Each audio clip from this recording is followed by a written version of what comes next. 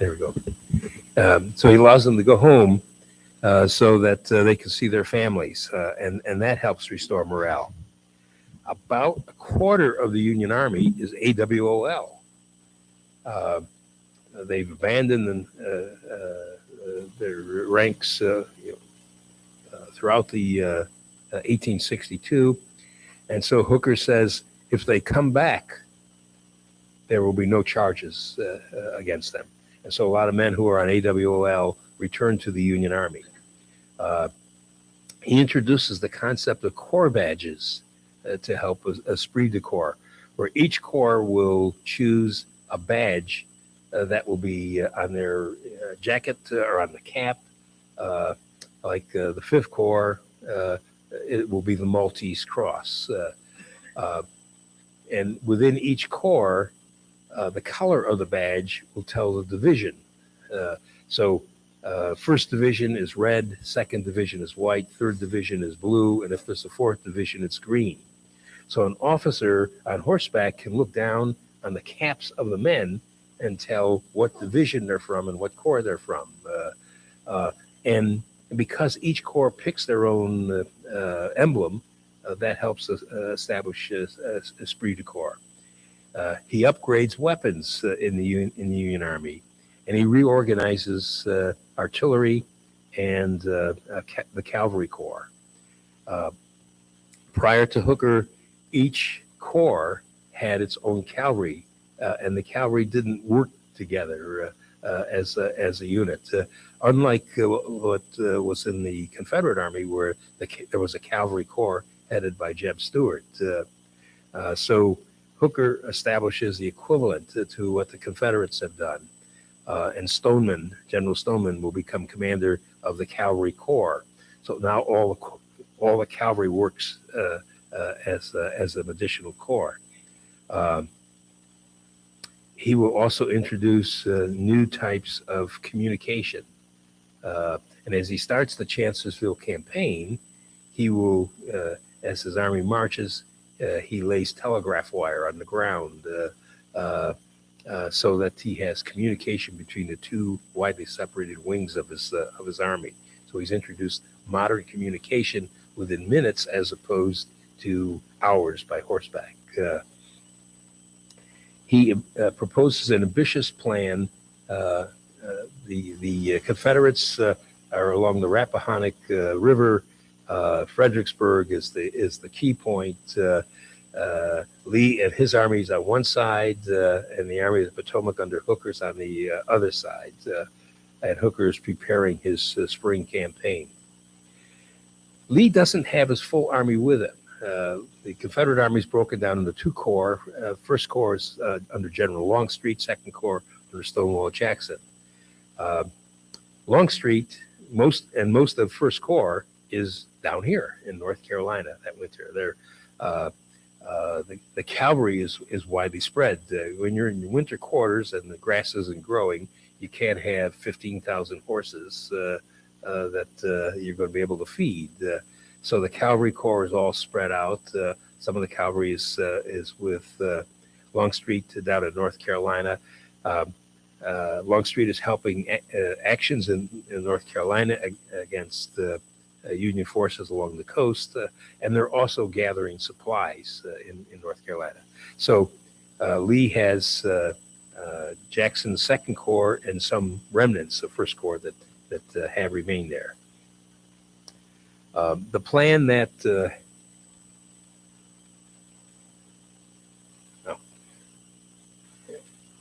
this is a picture, a monument to Stonewall Jackson that used to be at Capitol Hill in Richmond. The statue has been removed last year. About 50 feet from the statue of Jackson is the statue of Hunter McGuire. Hunter McGuire is Jackson's personal physician. McGuire is the physician in charge of Second Corps. McGuire is about 27 years old at this point. He has graduated from 3 medical schools. He first went to medical school in Winchester, where his father, who was a physician, had established a medical school. So he graduated from his father's medical school. And then he went to Philadelphia and went to the University of Pennsylvania, studied there and graduated there, and then went to Jefferson Medical College in Philadelphia. Not unusual for a physician to go to one or two medical schools.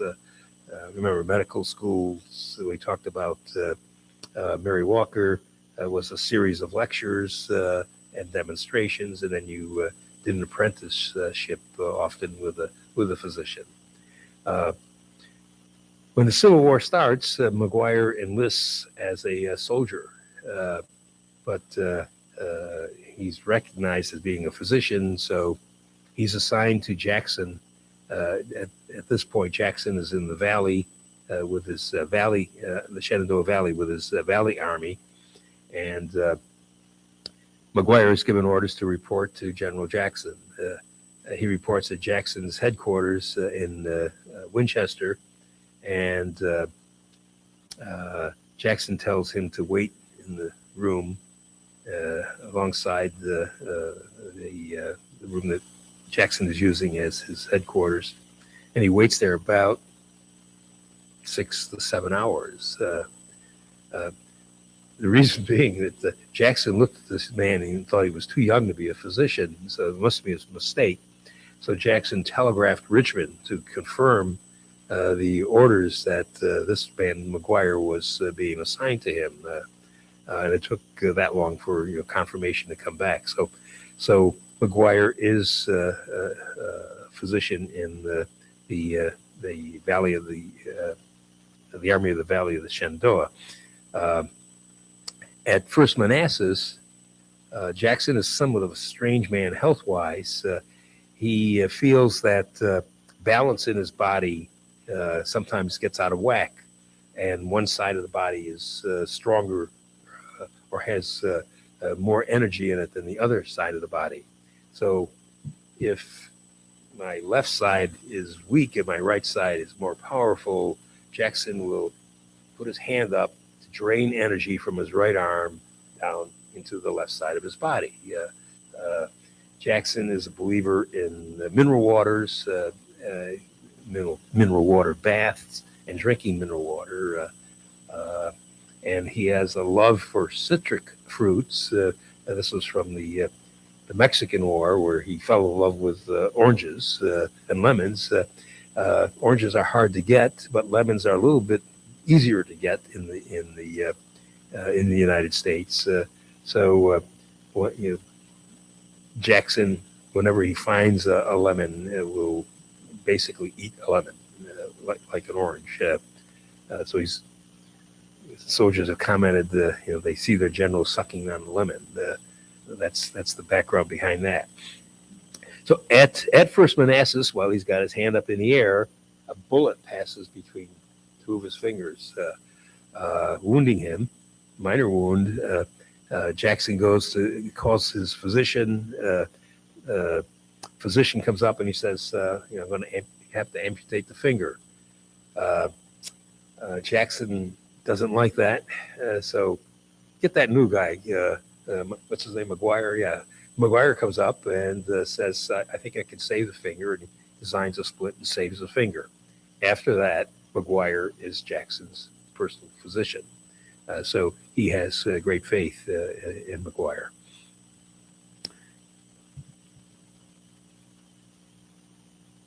This is McGuire after the war. And McGuire will write about the care of Stonewall Jackson and his wounding in the week that he's alive before he dies. McGuire is with him through all of that, and he will publish that in a pamphlet. And after the war, he will travel throughout the South lecturing about Jackson's final days. McGuire will become president of the American Medical Association in the 1890s. McGuire VA Hospital in Richmond, Virginia, will be set up in his name. That because because McGuire was a Confederate and believed in even after the war slavery. Just recently, the hospital's been renamed, and McGuire's name has been removed from the hospital in Richmond. This is Joseph Hooker. And this is Hooker's plan.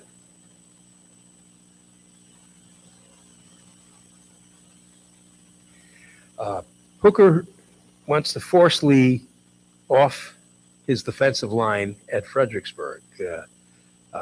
If Lee decides to stay and fight at Fredericksburg, Hooker's plan is to crush him between two powerful forces. If Lee decides to abandon his defensive position at Fredericksburg and move south to protect Richmond, he moves out of the wilderness area and into more open country where Hooker's cavalry, larger cavalry and artillery will be more effective. So either way, Hooker feels that if Lee stays, we'll defeat him.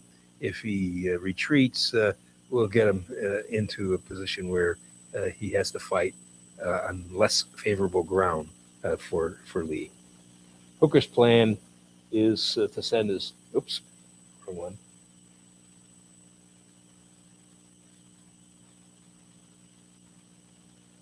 Didn't go the wrong way.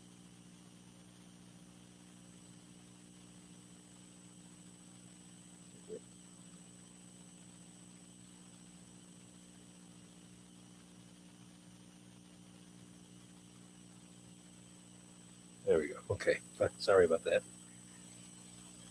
He sends his cavalry, Stoneman, this is now the Cavalry Corps, on a raid. I think this is, there we go. A wide sweeping raid to destroy rail lines and communications south of Fredericksburg, between Richmond and Fredericksburg. Hooker's plan is to take part of his army, pull a flank march on Lee, and attack Lee from the rear, and to coordinate that with an attack that will cross the Rappahannock River. So Hooker will take the largest portion of the army, 2/3 of his army. He's going to be the hammer, and General Sedgwick will command the other wing of the army, will cross the Rappahannock below Fredericksburg. He will be the anvil. And if Lee decides to say, Hooker's plan is to crush Lee between the hammer and the anvil. That's the basis of his plan. He pulls it off. He takes 2/3 of his army. The rest of the army across the river from Lee does an excellent job of masquerading to indicate that the entire Union Army is still there. And Hooker takes, this is a very sensitive clicker. There we go. He will go way up across the Rapidan River, which runs into the Rappahannock, and come all the way down.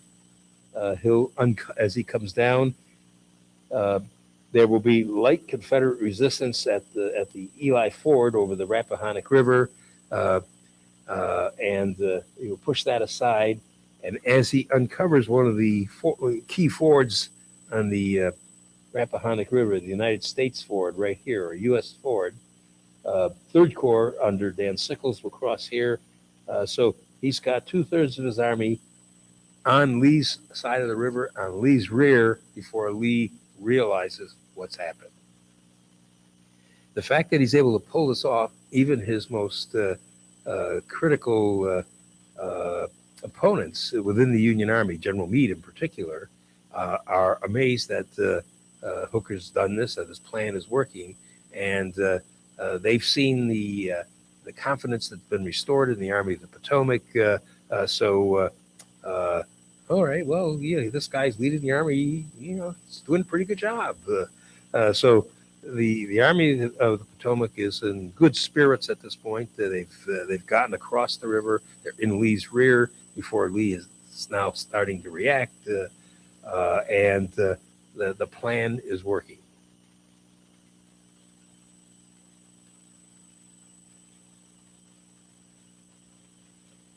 Hooker the hammer, Sedgwick the anvil. Hooker establishes his base.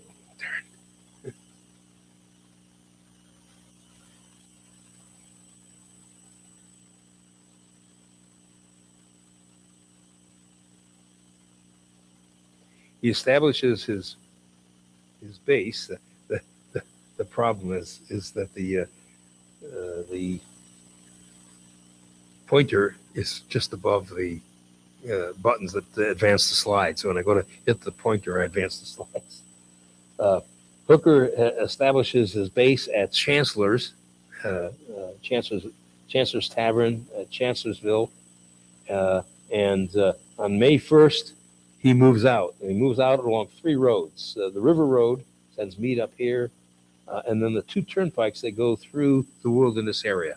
The wilderness is dense second growth wood.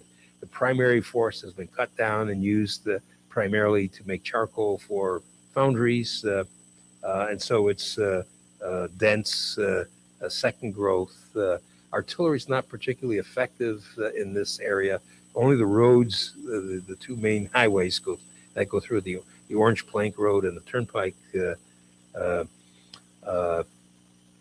There are a few scattered farms in the area that have cleared fields, but most of it is dense.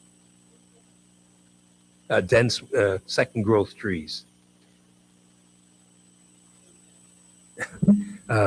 It's dense second growth trees. If you go, that's an area around here. Yeah, if you drive towards Fayetteville, as just before you get to Fort Bragg, the woods will be there, are fairly small trees, but fairly dense, where you don't see much light passing through it. And it's hard to move horses through it. It's hard to move artillery through that. And only the 2 main roads go through that area. So Hooker is advancing along 3 lines. Lee, however, now responds. And Lee sends Jackson west to confront Hooker's forces.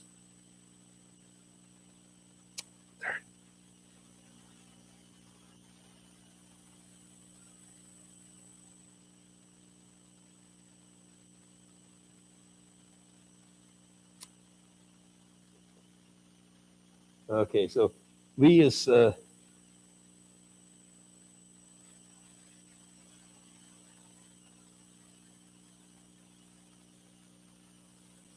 Lee sends Jackson west to confront Lee on the 2 roads. The 2 turnpikes are about a mile apart. There's several miles between the 2 major roads and the road that runs along the Rappahannock River. When Jackson gets out there, Jackson doesn't wait for his corps to come up and commit his whole corps. He commits his forces as they come up, and he throws them into action against the Union forces. The fighting is fierce, and more fierce than Hooker anticipated. This is not an army that seems to be in retreat, and Hooker begins to lose his nerve because Jackson isn't following the rules. He's not getting his whole corps up and is going to attack with his entire corps.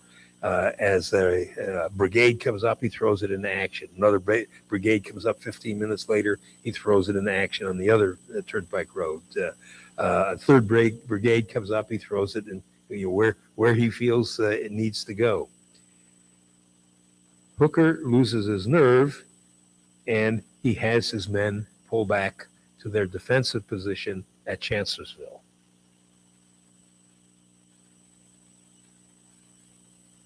Chancellorsville sits kind of at this is not mountainous, but there is some hilly terrain here, And where the fighting is going on here, it's several hundred feet higher than down at Chancellorsville.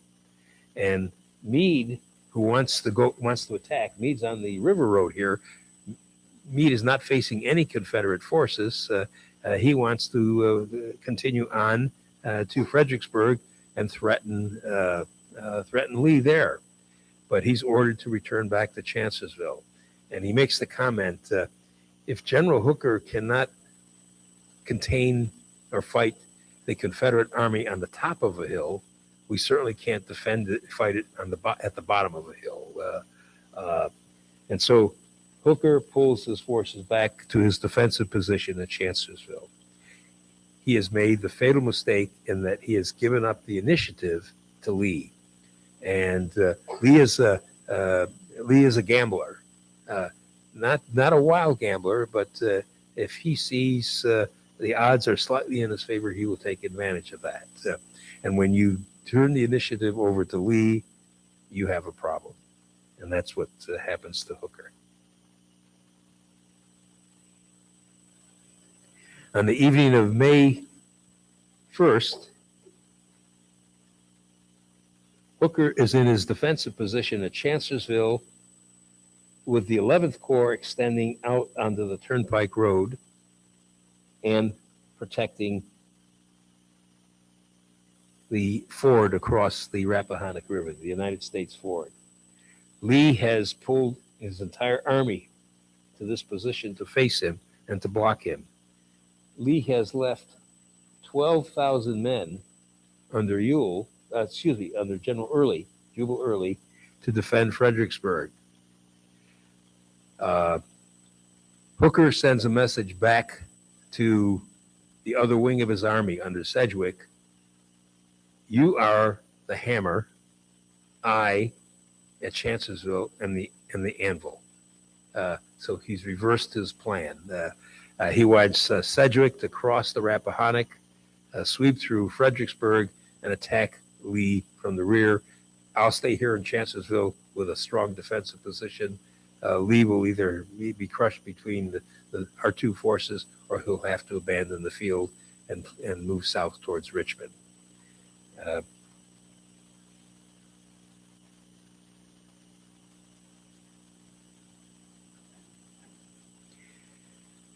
To show further that Hooker has lost his nerve, he actually,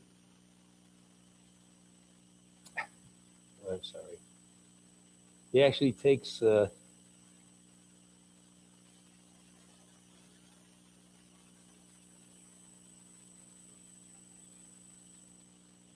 General Reynolds' division from Sedgwick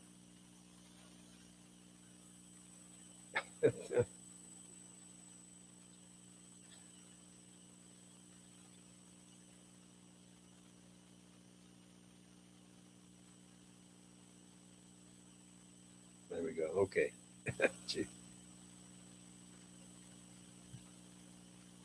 Reynolds to defend.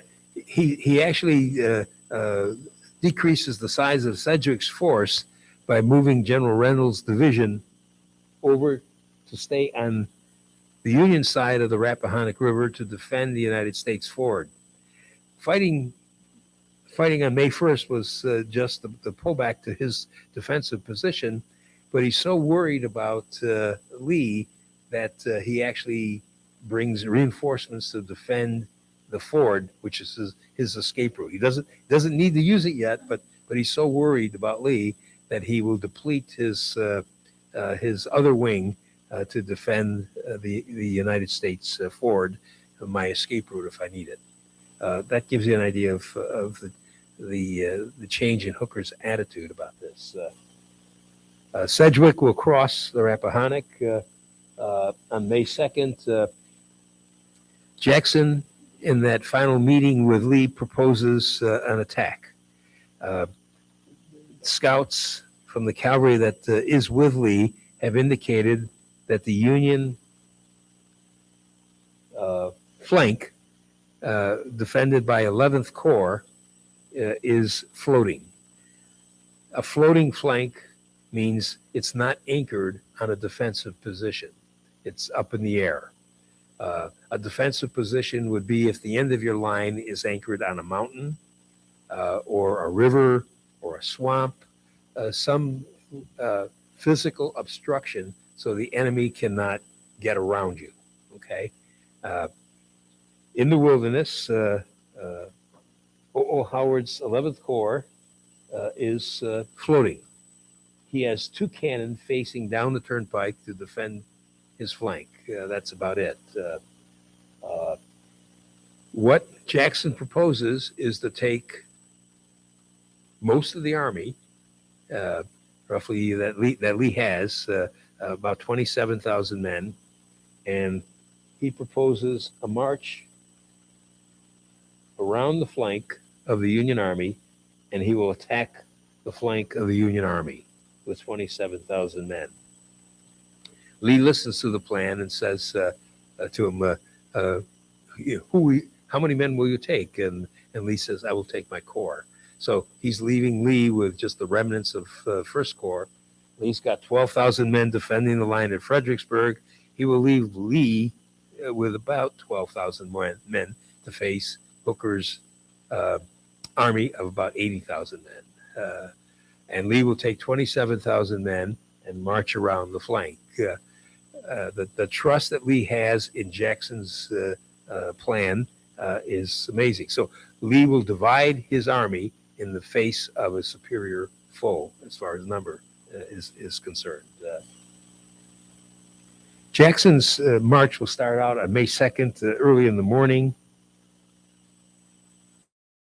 He has to march south first before he's now. These are not roads that he's marching on. These are kind of like tracks through the wilderness that lumbermen use.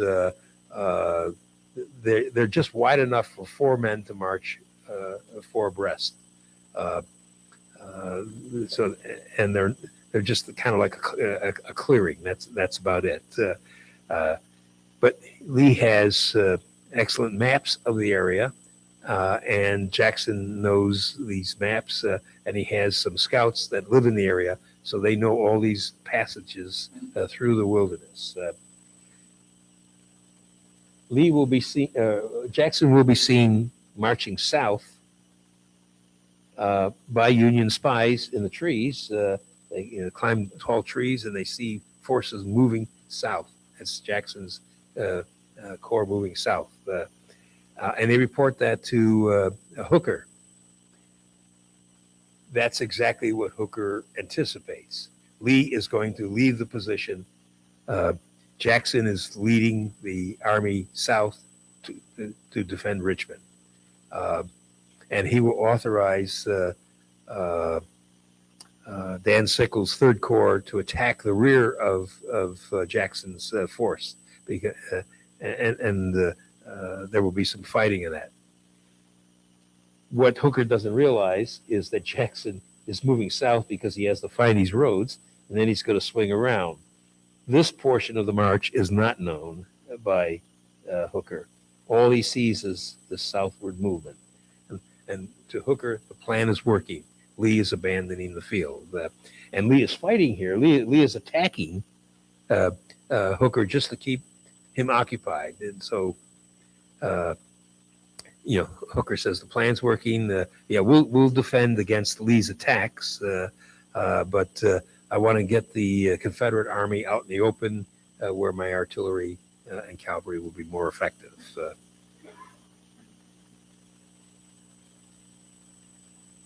Jackson will attack late in the day, and the Union left flank will collapse.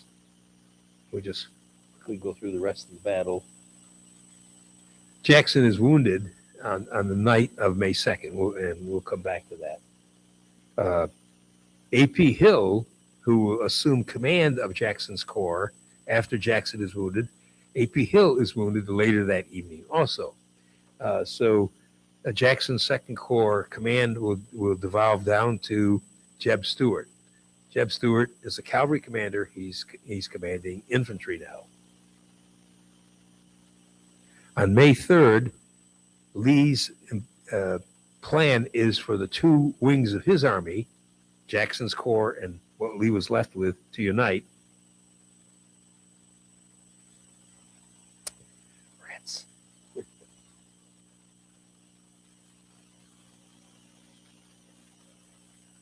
Okay. So Lee and Jeb Stuart will attack the Union line all the way around. They're forcing the Union line into a pocket with the Rappahannock River in the United States forward at its rear. Sedgwick has crossed the Rappahannock by pontoon bridges and forces Jubal Early to abandon Fredericksburg.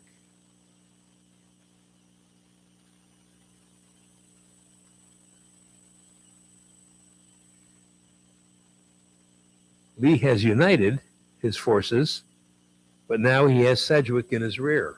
And Sedgwick is marching west to attack Lee's rear. So Lee knows that Hooker has lost his nerve. Hooker's gonna.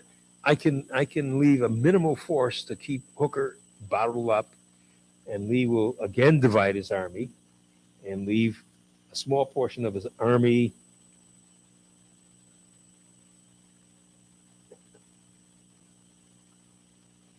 Leave a small portion of his army to keep Hooker pinned in position here, and Lee will send the rest of his army to face Sedgwick.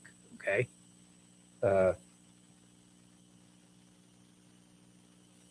Sedgwick will meet Lee's army here, and Sedgwick is forced into a pocket over here because the force that Lee is able to send back is pretty much slightly larger than Sedgwick's force.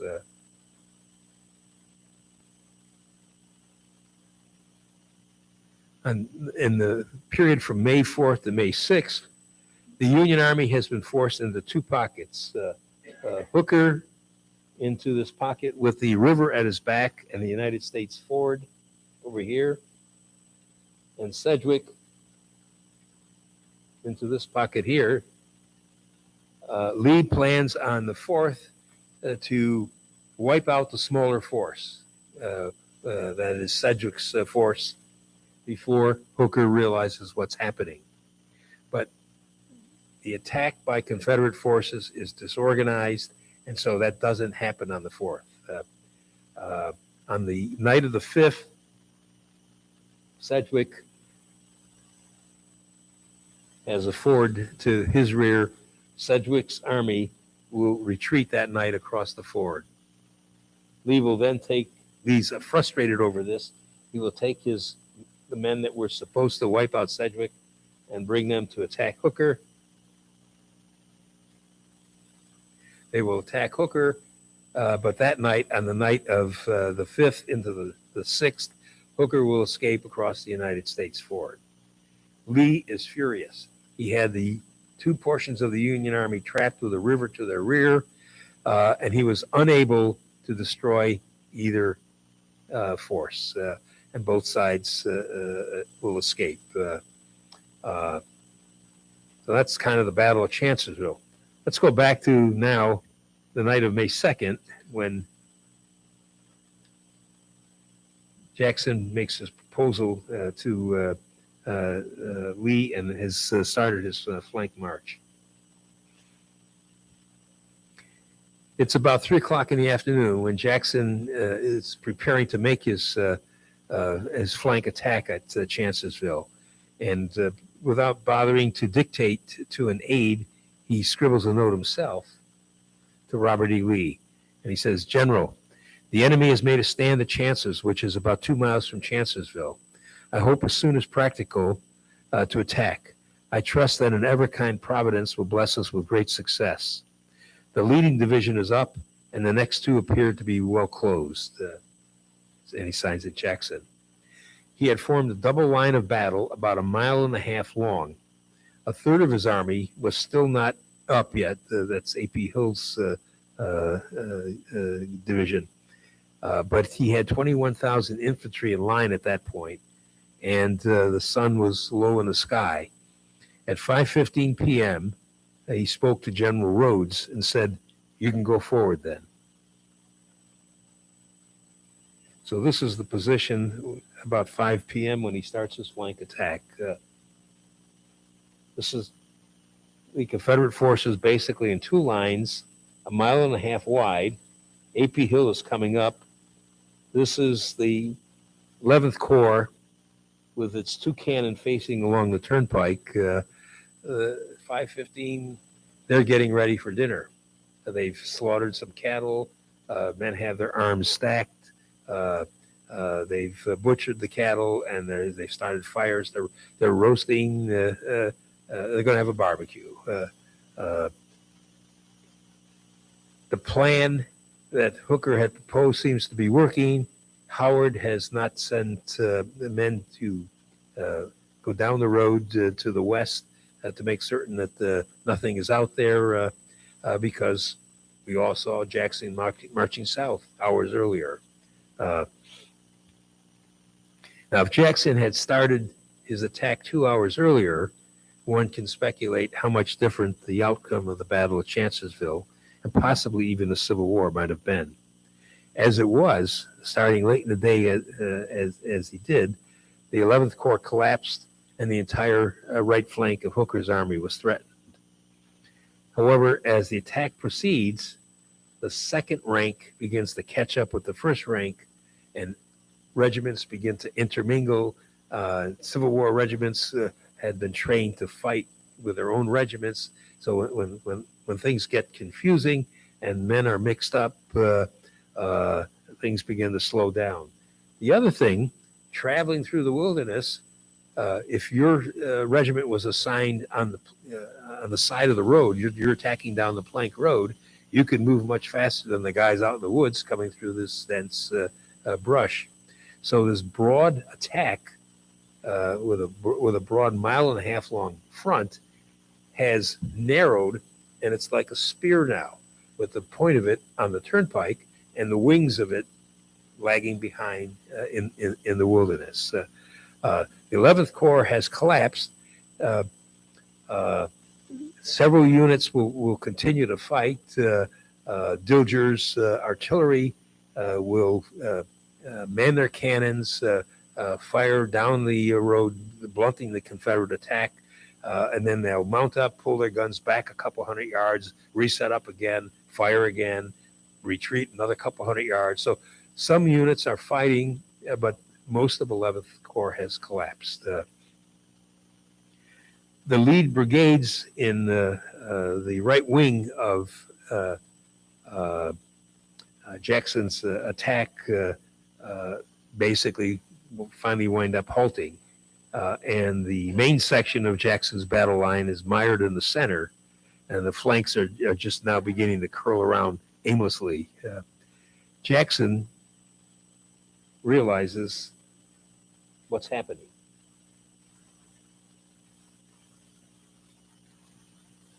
This is an artist's portrayal of what the attack through the wilderness might have looked like. So you can see the dense trees. You can only see men on either side of you for maybe about 20 or 15 feet, and then you don't know where the rest of your line is.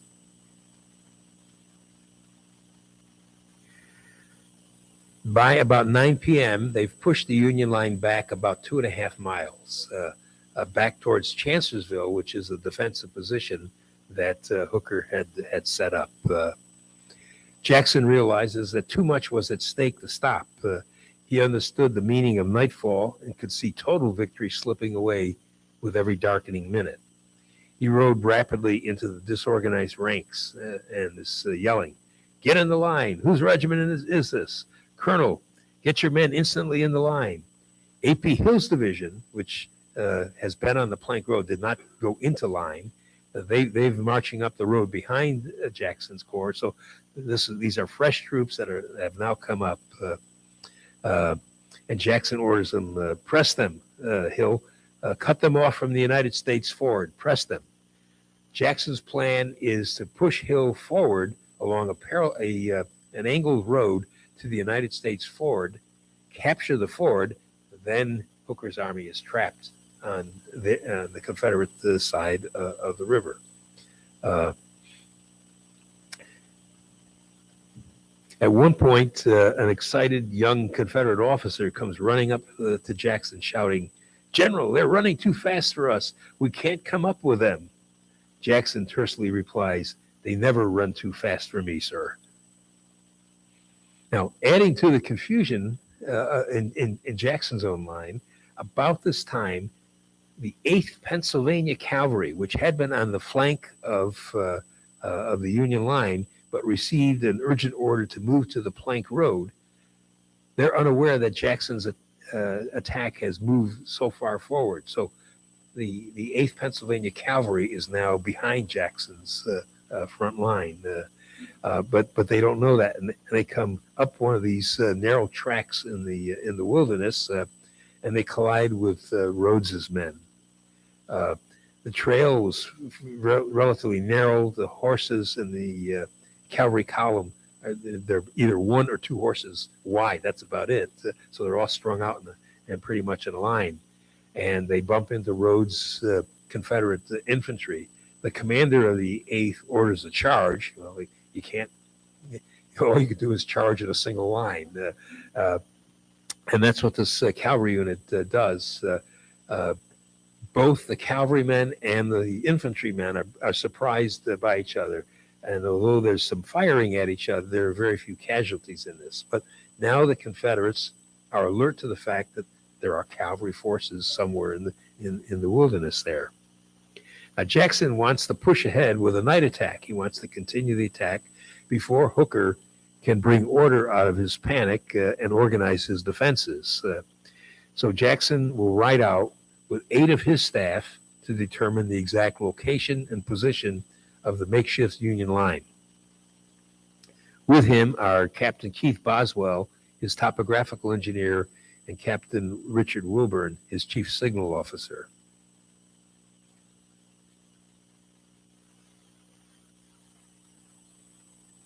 Yeah, this is pretty much the situation about that time.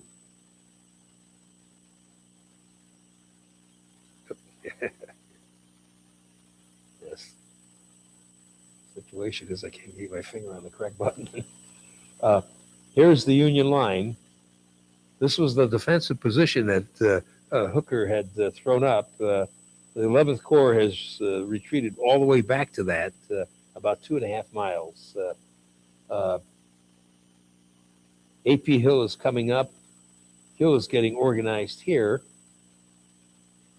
And the Confederate brigade is thrown out as a force between the two armies at this point. That Confederate brigade is a North Carolina brigade commanded by General James Lane. And they were the lead element in A.P. Hill's division, and they were being in the front, they were moved forward between Hill's main force and the Union picket line. This is the way they line up. Not that way. The 7th North Carolina and the 37th North Carolina are on the south side of the Orange Plank Road. The 18th and the 28th are on the north side of the road. The 33rd Regiment is thrown forward as a heavy picket line in front of that. This is the 50th Virginia here, which was from another unit that was also pushed forward to support them. Jackson will ride out on one of these two roads here. This is the Orange Plank Road, and then this is a bypass road called the Mountain Road that will run parallel to the Plank Road for about 1/2 mile. It's just a loop that leaves it and then cuts back.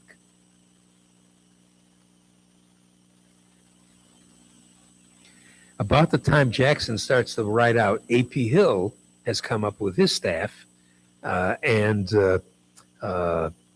they follow Jackson and his staff riding out. They ride out through the end of the 18th North Carolina without attracting much attention from the North Carolina. regiment there. Now, traditional reconstructions of Jackson's ride in the past have placed all 19 riders in the same group, the 10 with Jackson and the 9 with A.P. Hill. However, Hill's party doesn't precisely follow Jackson's route, and they are slightly behind Jackson, so they're more strung out. For 30 years following the wounding, there was no open controversy as to which road Jackson actually had taken. But in the early 1890s, Augustus Hamlin, writing a book about the Battle of Chancellorsville, interviewed numerous veterans. Two landowners, Mr. Talley and Mr. Lacey, who owned farms within the battlefield area, insisted that Jackson had taken the mountain road. That's that little bypass road. They introduced Hamlin to one of Jackson's couriers that night, David Kyle. Kyle had lived in the area, and he knew the roads well. And Kyle wrote an article in 1895 stating that he took Jackson and Jackson's group down the mountain road, which paralleled the turnpike for about a half a mile. Kyle said Jackson initially rode behind him for a couple hundred yards, and then, satisfied that the route was safe, rode side by side with Kyle. But James Lane, commander of the North Carolina Brigade, and Joseph Morrison, who was an aide to Jackson and also Jackson's brother-in-law, Jackson had married Joseph Morrison's sister for his second wife, and Jedediah Hotchkiss, who was Jackson's map maker, and Captain Wilburn, his signaling chief of signal officer, vehemently disagreed with Kyle. Wilburn said that they rode out on the turnpike road, the plank road, and on returning, diverted to the mountain road.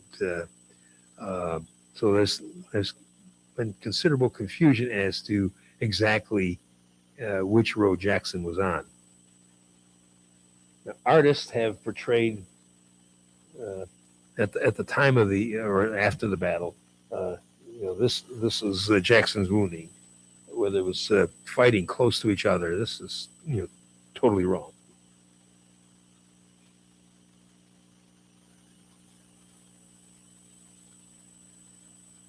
When Jackson rides out, a full moon was rising when they rode down on the turnpike, and the moonlight is so bright that riding down on the plank road, the macadamized road, actually glows in the moonlight. So there's a fair amount of light.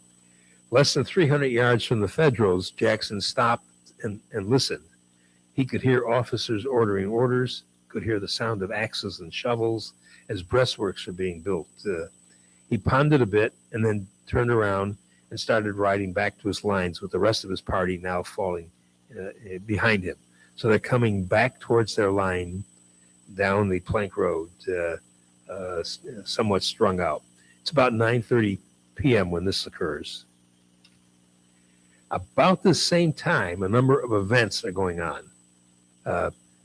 Lieutenant Colonel Levi Smith, commander of the 128th Pennsylvania Infantry, is in the woods by himself, and he wanders in between the 7th North Carolina and the Confederate picket line, the 33rd North Carolina. He's trying to establish if the soldiers in front of him are friend or foe. He's captured, and he's taken to General Lane, who orders a squad of officers to look for more federal troops. Members of the 7th Cavalry quickly capture more than 200 federal infantry without firing a shot. So Levi Smith is the head of his 128th regiment. They're lost. Smith is captured. He's looking for his lines.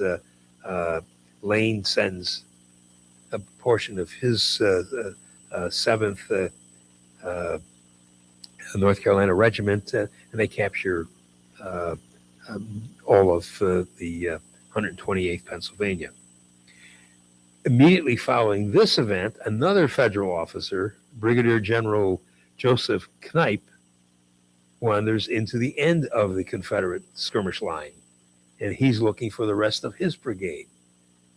These are men, who they're part of 11th Corps that have gotten lost in this massive retreat.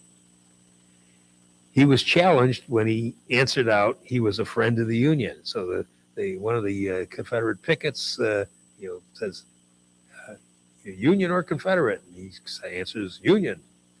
Well, the picket takes a shot at Knipe.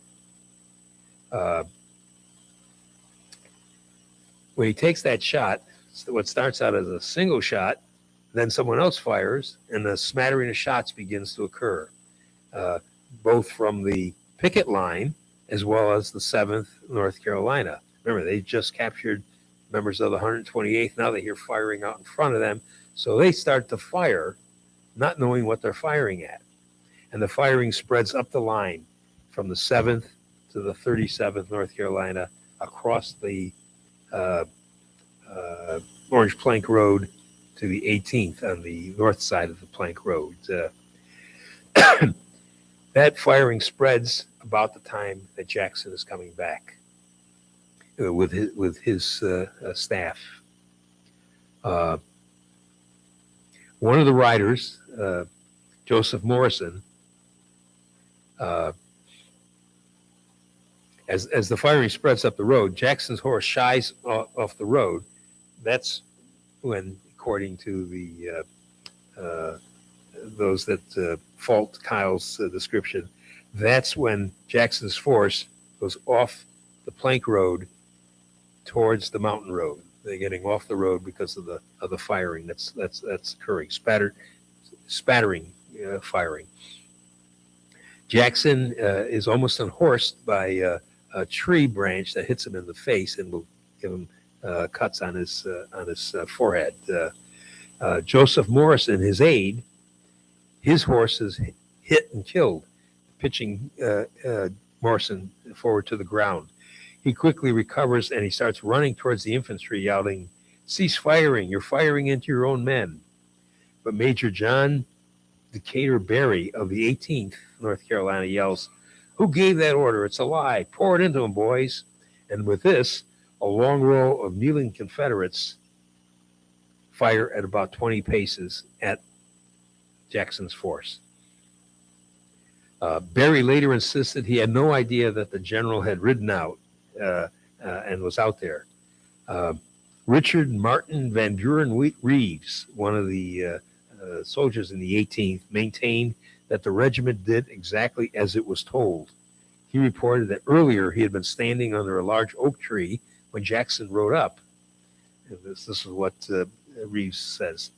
He told us the enemy was very near us and we must watch and listen, and at the slightest noise, fire, as it would be the foe.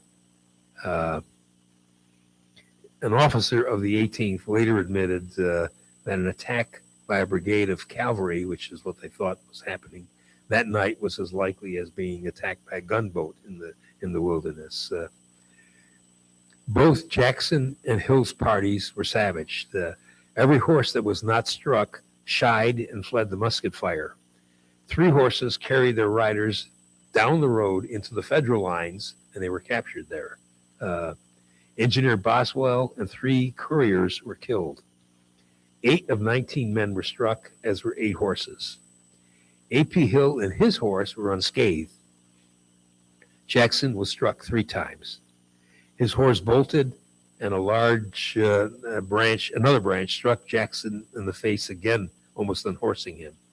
He grabbed the bridle with his right hand because his left hand was not working. Captain Wilburn and Lieutenant Wynn, another signal officer, saw Jackson's horse go by, and they immediately start to chase that, and they catch up with Jackson's horse on either side, and they stop Jackson's horse. They braced Jackson in the saddle because he's beginning to slump. He said, "You had better put me down. I fear my arm is broken." He could not dismount, so they lowered him to the ground and propped him against the pine tree. With a penknife, Woburn will slit the left sleeve of Jackson's raincoat, jacket, and his two shirts. A.P. Hill by now comes up and finds Jackson and tries to staunch the bleeding from his left arm with a handkerchief that's fashioned as a tourniquet. Woburn will insist that Jackson take some whiskey, and an ambulance and a surgeon were sought.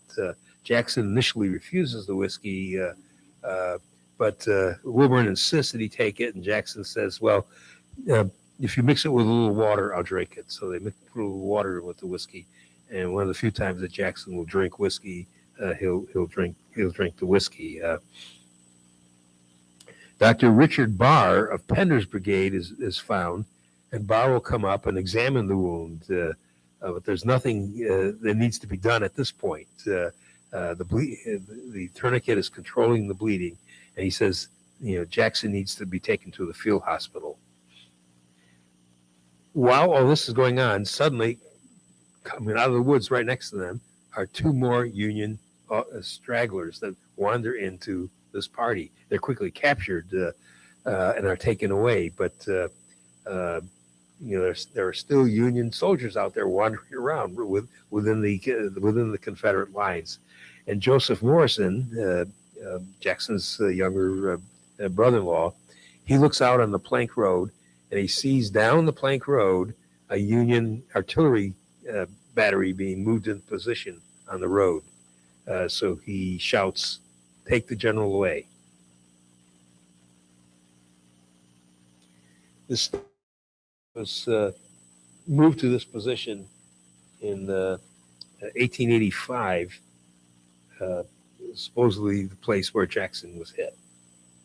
That's debated. In 1888, they changed the position, and a more impressive marker was put there. This is the mountain road, which is where Jackson's horse finally is captured. See if I can. This is actually this is right behind the visitor center, and this is this goes off into the distance here, and this is probably pretty much what it looked like. So the mountain road is just this little track that parallels the plank road.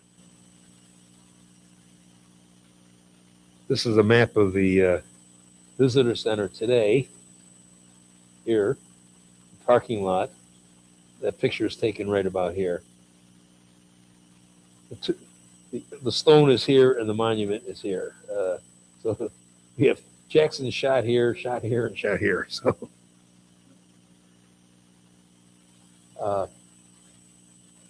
The modern highway, one side of the modern highway is built on the old Orange Plank Road.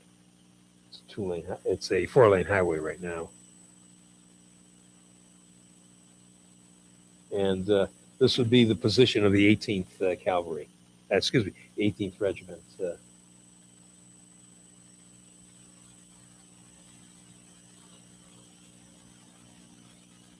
This is the portrayal of Jackson's wounding in the series Battles and Leaders that was published after the Civil War. This is the diagram of Jackson's raincoat, and the incision that Captain Woburn made. The coat is at the VMI. You can go look at it, and it's in a case. There's the bullet hole in the shoulder. And here's our friend Dr. McGuire again, at the time of the Civil War. More than 24 officers and men tended Jackson as he was moved in agonizing stages to the rear down the road. The journey was interrupted by bouts of savage artillery fire. Because there was still no stretcher, Jackson was raised to his feet to walk as the cannon fired down the road. He was half dragged towards the Confederate lines, where soldiers immediately began to recognize their wounded general. Finally, they find a litter and bearers. Jackson is placed on the stretcher, and he's being carried at shoulder height. just along the road, but after a few yards, Union batteries at Fairview opened up with a barrage against the suspected Confederate charge. The left front bearer, John H. Johnson, is hit by grape shot, one of these things, is hit by grape shot and lets go of the stretcher. But before Jackson would hit the ground, Benjamin Lay, one of the officers accompanying him, caught the handle of the stretcher. They laid him down, and one of the other stretcher bearers takes off at this point. So they now are minus 2 stretcher bearers that can't carry the stretcher. When the fire from the artillery shifts, some volunteer infantrymen will come and pick up the litter. And now they're struggling along the side of the plank road because being on the plank road, they're a better target. One of the bearers carrying Jackson at this point catches his foot in some vines and trips. And this time, no one is there to catch Jackson's stretcher. So Jackson will fall off the stretcher being carried at shoulder height on his damaged left arm and side. This accident probably tore the artery in the arm and triggered heavy bleeding again. The party resumed its movement rearward. Now, another controversy that's about Jackson's wounding concerns the number of times Jackson fell from the stretcher. Several accounts relate 2 falls, one when the stretcher bearer is wounded and the other time when the stretcher bearer trips. However, every existing first-person account mentions only 1 fall. Benjamin Lay, the man who caught the stretcher on the first fall, wrote his wife just days after the wounding, describing his catching the litter after the bearer was wounded. He describes the fall with the tripped bearer also. Wilburn in 1878, in a letter to Jubal Early, describes 1 fall when the bearer was wounded. Wilburn then stated that he left the group to look for an ambulance. Since the 2 sources described a single fall under different circumstances, Early assumed that there were 2 falls. And so Jubal Early, who was not there at all, will write an article in 1878, and he's the first person to state that Jackson had 2 falls off the stretcher. Jackson himself, while he was alive, after the wounding, repeatedly described his fall, singular, from the stretcher, and never describes his falls as plurals. So what has been an argument appears to be just 1 fall from the stretcher. They came across the General Dorsey Pender, who reported that his lines were so broken that he feared his regiment would need to fall back. Jackson, speaking lowly but firmly, gave his last order on the battlefield. "You must hold your ground, General Pender. You must hold your ground, sir." An ambulance was finally found about a half-mile back, and Jackson was placed in it for the ride back on the plank road to the Chancellor House, where Dr. Hunter McGuire had his field hospital. McGuire at this point was 27 years old, and his reputation as a surgeon had surpassed his comparative youthfulness. And as I said before, he was well known to Jackson.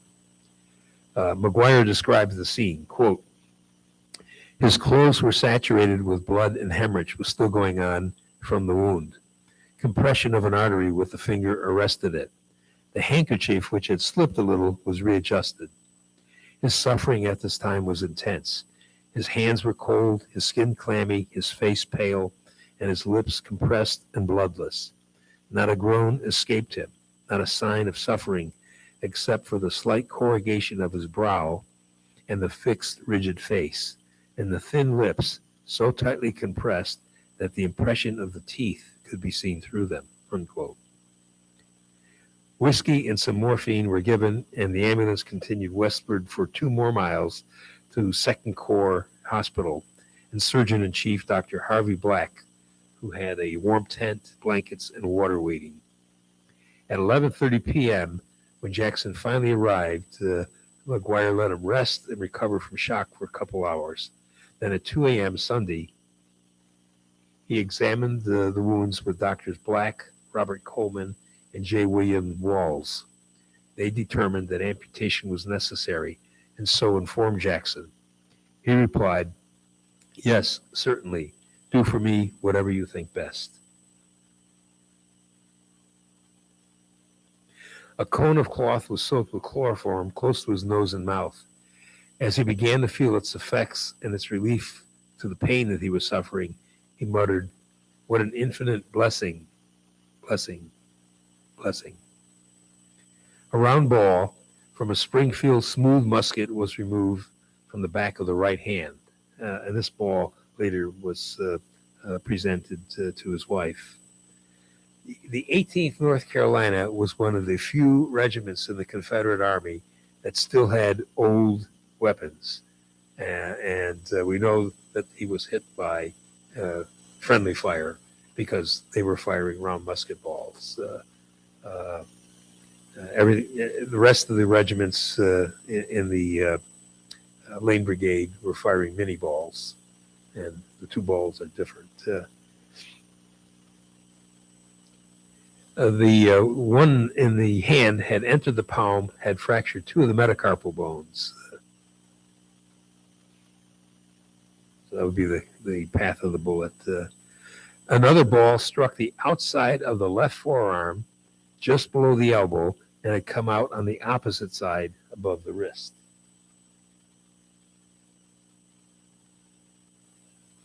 So it's going from low to high. The third ball had struck inches below the left shoulder and had damaged the artery and had broken the forearm bone or humerus. So Jackson's position, he's holding the reins in his left hand. He's got his right hand up for branches and things like that. And he probably has his side to his regiment. So he's hit in the arm here. The second bullet enters the elbow and exits at the wrist. So his arm is probably in this position, pulling on the reins of his horse. The right hand is up, perhaps blocking branches or something like that. So he's hit with all three bullets approximately at the same time.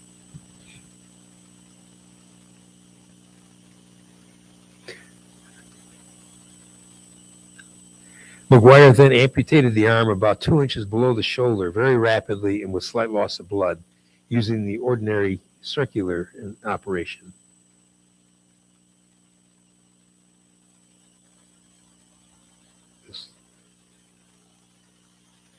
Incisions are made first through the skin, and then with an assistant would retract the skin and the subcutaneous tissues, and the incision would be continued down through the muscle, down to the bone, and then the bone would be sawed. This is a diagram of the circular operation. When the operation is completed, because of retracting the tissue, when you release the tissue, whoops,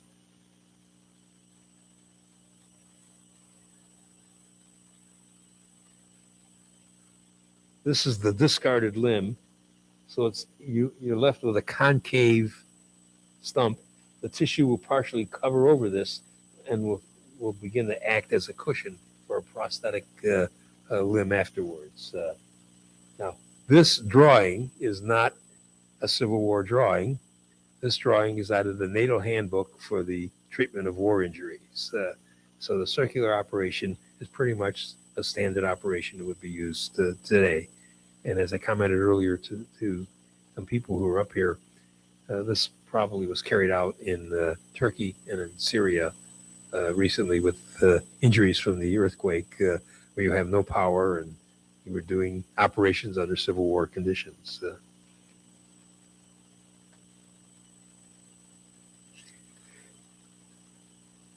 For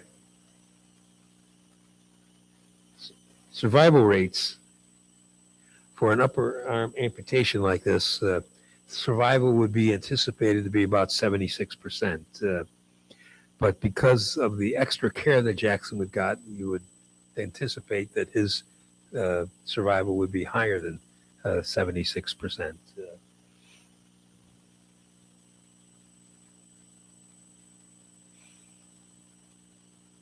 Sandy Pendleton, an aide of Jackson, was present to report to Jackson after the general woke about 4 a.m. in the morning. This is about 2 hours after the operation. Jackson tried to concentrate on what to recommend to Jeb Stuart, who had taken command of Jackson's corps, but he could only reply, "I don't know. I can't tell.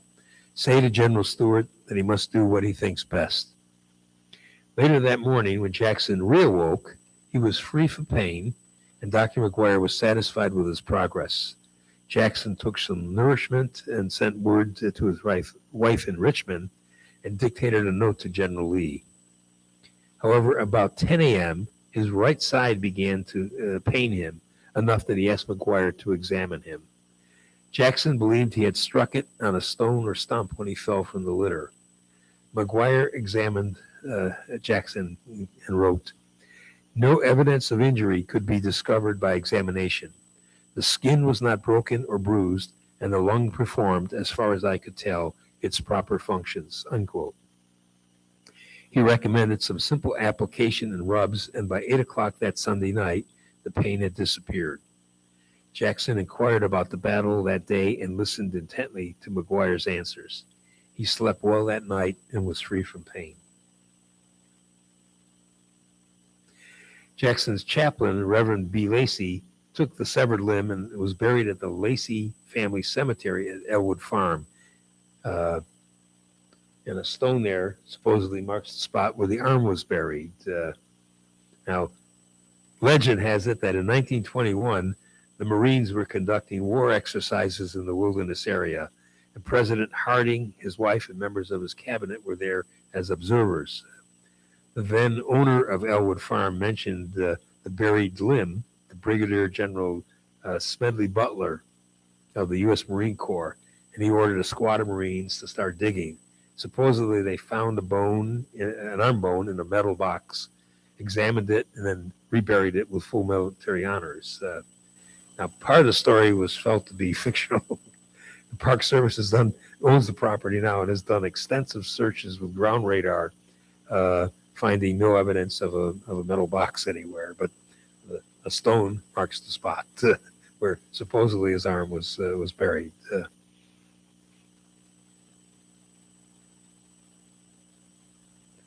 On Monday, the 4th, Lee ordered Jackson to be removed to Guinea Station because of some concerns that the Federals might try to capture the wounded general. He was placed on a mattress in an ambulance and was taken 27 miles to Guinea Station. As the hot and dusty day wore on, the long, jolting ride began to wear on Jackson. He experienced some nausea, and a wet towel was placed over his abdomen with relief of the nausea, but the right-sided chest pain returned.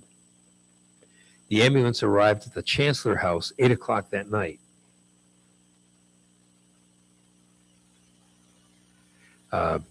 Jackson was not placed in the mansion house there, but was placed in one of the offices because one of the other wounded officers at the house had erysipelas, which is a highly contagious strep infection, had a wound infection. And so McGuire did not want Jackson to possibly suffer the same thing. So the office, the small building, was cleared out. A bed was moved down to it. A clock was moved down to it, and Jackson was kept there. The next morning, Jackson took some bread and tea and was delighted to get that and slept well. Tuesday, May 5th, he ate heartily and was doing remarkably well. The stump was examined and appeared to be healing with healthy scar tissue. Lint and water dressings were applied to the stump, and a new splint was applied to his right hand. Later that morning, Jackson sent for Reverend Lacey and asked him to read from the Bible. McGuire, now physically exhausted, sent the Reverend to Lee to inquire if Dr. Samuel Morrison, another relative of Jackson's wife, and chief surgeon in Jubal Early's division, could come and assist McGuire. Lee sent the message back, quote, "Give him my affectionate regards and tell him to make haste and get well and come back to me as soon as he can. He has lost his left arm, but I have lost my right arm. Wednesday, the 6th, was spent in similar fashion. About 1 o'clock on Thursday morning, Jackson had another attack of nausea, but did not want McGuire awakened. But by dawn, Jackson was uncomfortable enough that he asked that the McGuire be awakened.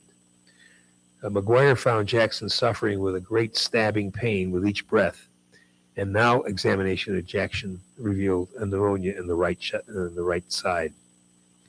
McGuire did not believe that the wet towels had brought on the pneumonia. Remember, in the 19th century medicine, exposure to different environmental factors could cause infection. Exposure to the smell of swamp gas could cause malaria, malaria meaning bad air. Exposure to cold could cause infections. And I'm certain all of you have had your mother or grandmother say to you, "Don't go out without your hat on, you'll catch a cold." Okay, so McGuire had placed these wet towels on his abdomen for that first attack of nausea, and felt that that couldn't have been the cause of the chest infection, because the chest infection had come on too soon after the wet towels had been applied.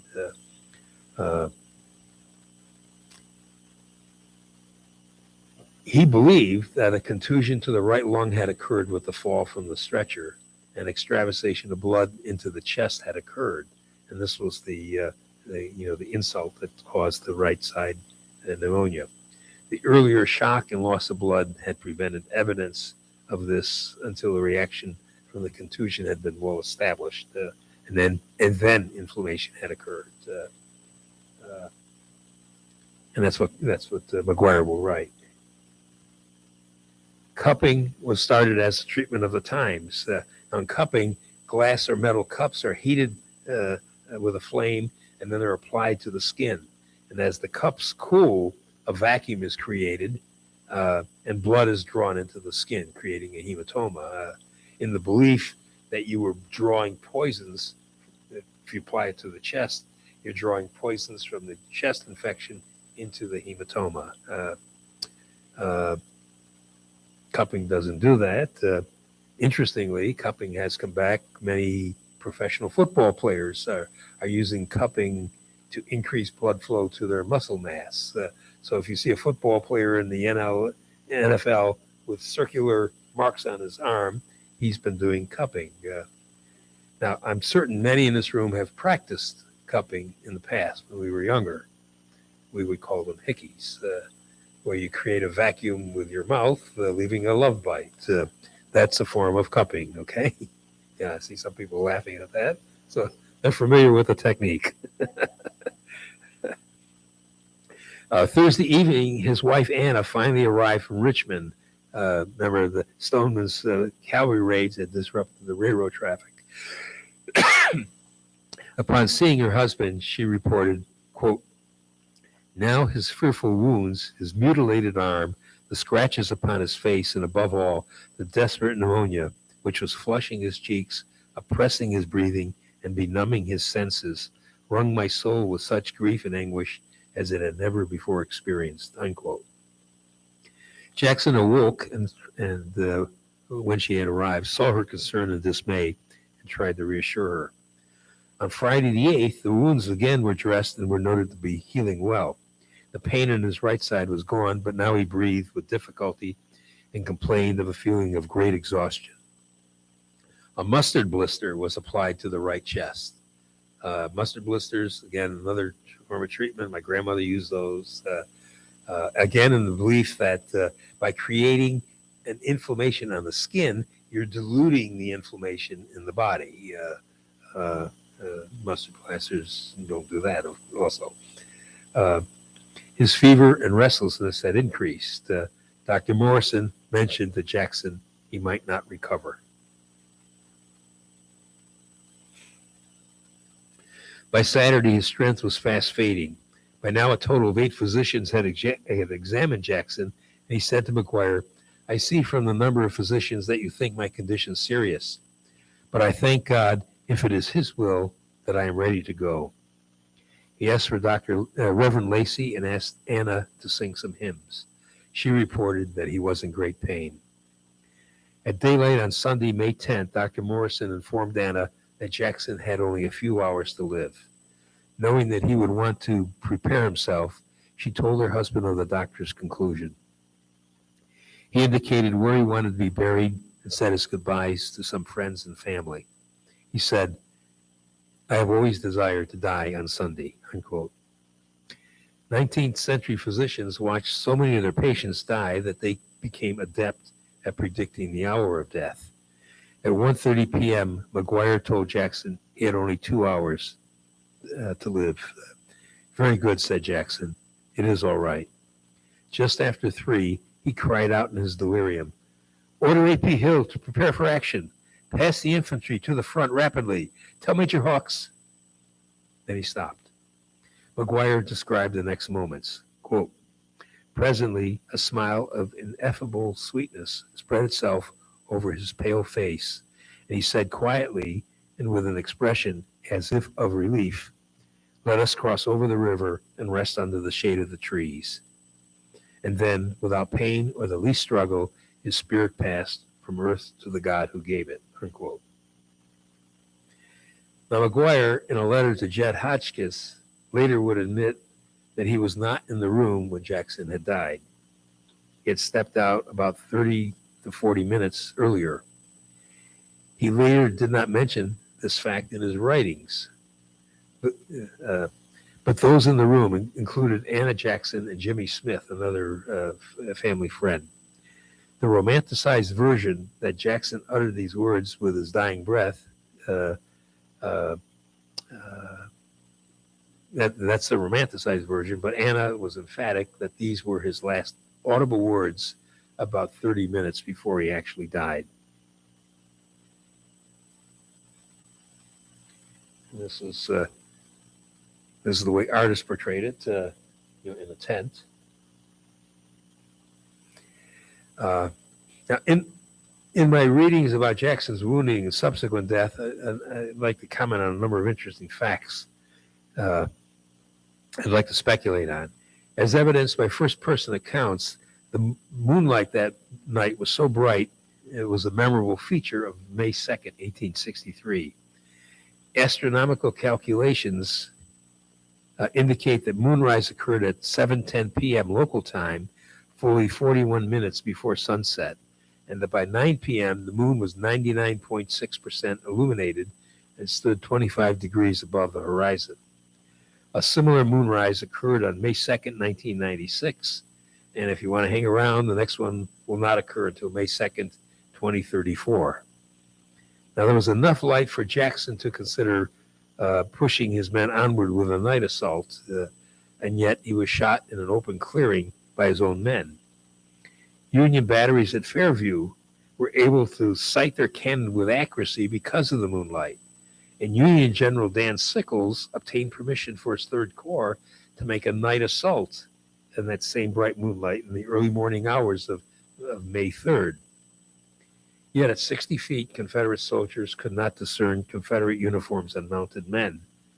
And yes, the infantry, was jittery, and yes, some Union cavalry had wandered into Lane's brigade earlier, but there may have also been a medical reason for Jackson's party being fired upon, and for reasons why Sickles' Union assault became tragically disorganized with many friendly fire casualties, namely night blindness. The diet of the Civil War soldier was poor by 1863, especially Confederate soldiers.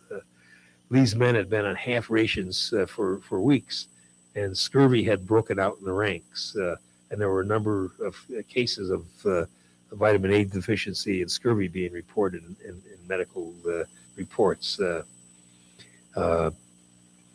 As late as the Vietnam War, night blindness was a factor forcing the Viet Cong to use the Ho Chi Minh Trail at night with lanterns and lights because their nutrition was so bad that they couldn't move along the Ho Chi Minh Trail without illumination. So that may have been just another factor for those poor North Carolinian troops. Now, pneumonia proved fatal for 1 in 6 Confederate soldiers who contracted it. McGuire's daily records that he kept meticulous records. They were lost when they were captured by Union cavalry pursuing General Early's army in 1865. While it's generally agreed that Jackson died of pneumonia and not his wounds or the amputation, it's possible that he suffered some intra-abdominal injury. And all the accounts were presented to a number of surgeons in New York City back in the 1970s, and all prominent surgeons came up with other conditions that they felt may have existed below the diaphragm, including bladder, duodenal, pancreatic, or kidney injuries. My thoughts, however, are different than theirs. The fall from the stretcher is reported by observers as a fall on his damaged arm, his left side, but the symptoms of chest pain are on the right side. Now, Jackson suggested that he may have hurt his right side in a fall from the stretcher, but Jackson is in shock and pain at the time, and that may not have been accurate. I would trust the observations of observers over Jackson's feeling that I struck my right side. I may have struck my right side, he said, when I fell on the ground, causing my right-sided chest pain. All the observers reported him falling on his left side, not his right side.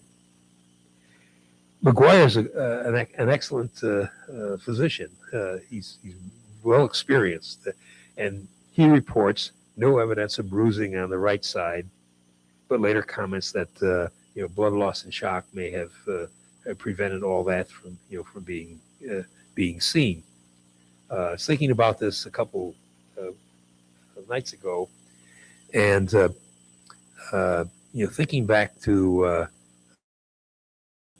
Super Bowl, okay, and football in general. Many football players are hit in the chest. They have shoulder pads, but they really don't have chest protection. And yet you don't hear reports of bruised or contused lungs in football players. So they're taking much harder blows than Jackson's fall, even if he fell on the ground on his right side. And so without any evidence of injury, as McGuire reports, I don't think he had a lung contusion as the primary cause of his right pneumonia, which he later does develop. I think he had a pulmonary embolus to the right side. Now, anatomically, the right lung receives roughly 2/3 of the blood flow from the heart. The left lung only receives just under less than 40%. So most pulmonary emboli, statistically, will go to the right lung.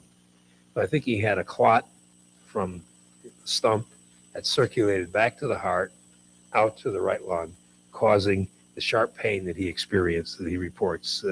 That's Sunday night. That was the pulmonary embolus, and that would be very typical of embolic pain to the lungs.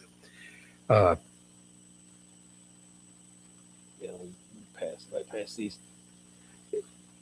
When a pulmonary embolus occurs, if it blocks the vessel to that section of lung, that section of the lung is now not perfused, but is still ventilated. So you're still inhaling air into those lung segments, and you're inhaling bacteria that might be in the air, but you're not perfusing that section. And a secondary infection can develop in that. So the symptoms of lung infection that McGuire does document days later would be consistent with a secondary pneumonia following a pulmonary embolus. The other thing is this is a CT of, make sure I get the right button here.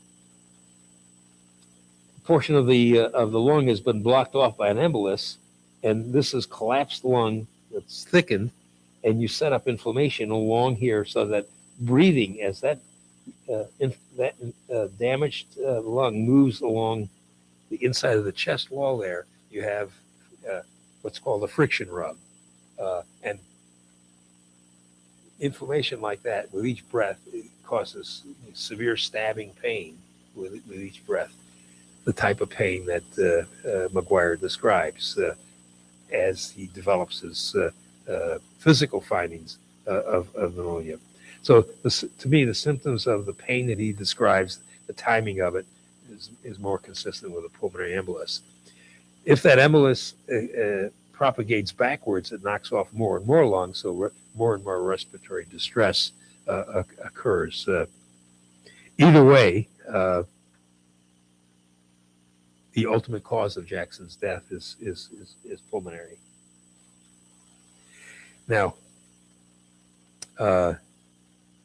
Lee is correct when he says Jackson's departure was like the loss of his own right arm. Lee's victory at Chancellorsville was against an army twice the size of his army. He repeatedly divided his forces in front of a superior foe and still drove the enemy back.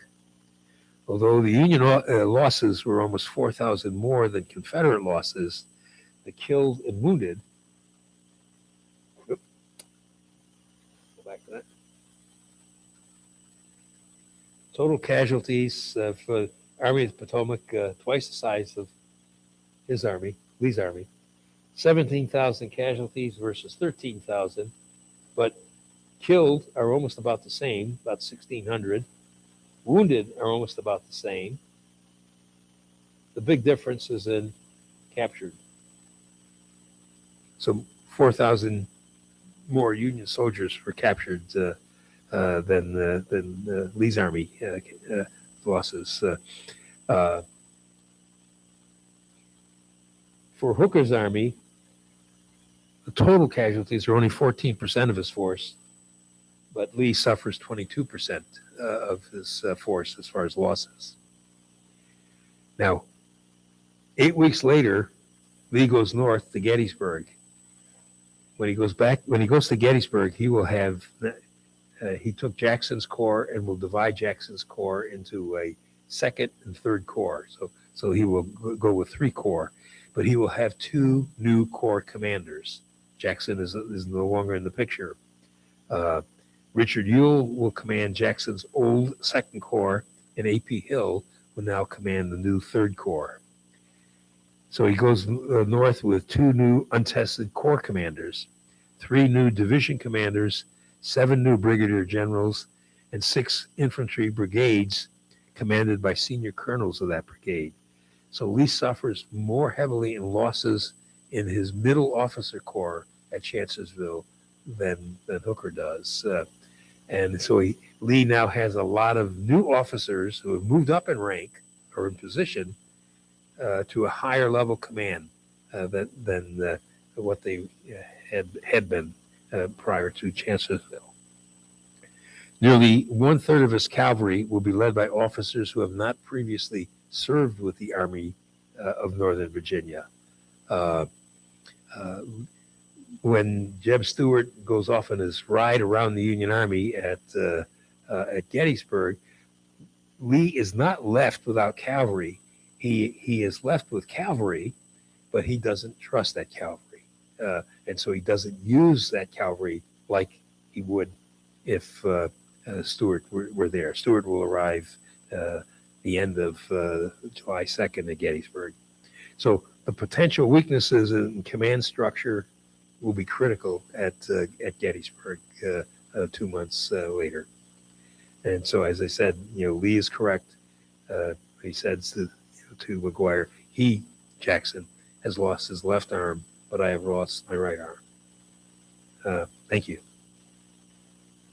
Questions?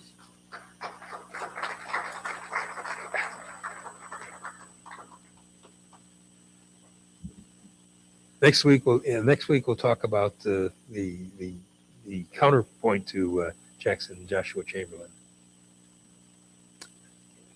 If anyone wants to come up and look at a kit here, I can explain.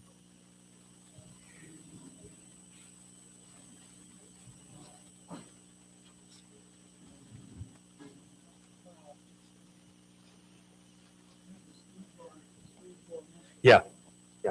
That's, you feel the weight of the ball. It's a bigger bit. Yeah, that's the 58 caliber. This is a 69 caliber. So that's more than an ounce of lead. That's good. So this is a caliber.